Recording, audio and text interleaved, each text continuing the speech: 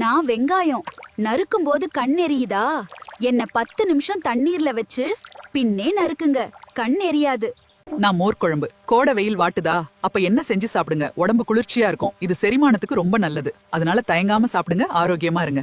நான் எலுமிச்சை, என்ன ஜூஸா எடுத்து ஐஸ் ட்ரேல வைங்க, அது கியூப் ஆகும். எப்ப வேண்டுமானாலும் எடுத்து யூஸ் பண்ணலாம். இதனால உங்க வேலை ஈஸியா ஆகும். ட்ரை பண்ணி பாருங்க.